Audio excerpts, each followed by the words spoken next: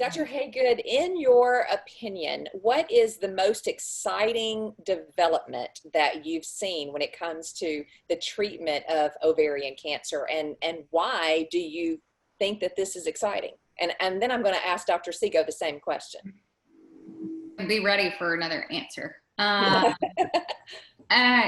think what's very exciting to me is the ability to target those mutations. And so where we can really move the needle on survival and again, have quality of life. And so moving from hey, you've got to come in and get your IV chemotherapy and it's going to target everything and you're going to have a whole list of side effects in order to sort of maintain what we were able to do with either surgery or systemic chemotherapy. You got to come in every 3 weeks and get this done.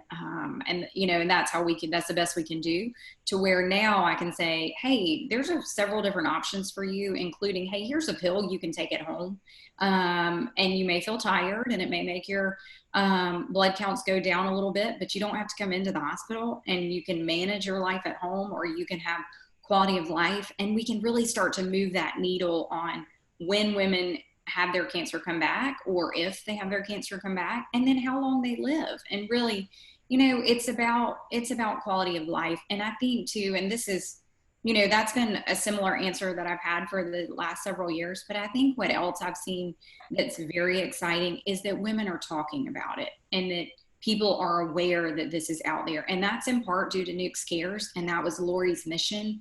And to be able to continue that mission now into saying, hey, we have to talk about ovaries because these are a problem. And it's kind of taboo. Women don't like to talk about reproductive organs, and but they can be a problem. And just for us to be able to say, hey, you need to listen to your body, and you need to be in touch with a doctor that you see regularly and that listens to you and that takes you seriously, and that's willing to evaluate things. And especially if you're a lady who's aging and you've got concerns about your body, and you're able to say to your friends, hey, friends, I got this going on, what should I do? And some friend has been to Newk's recently, and they saw Lori's story and they said, oh my gosh, whoa, you need to go get that checked out.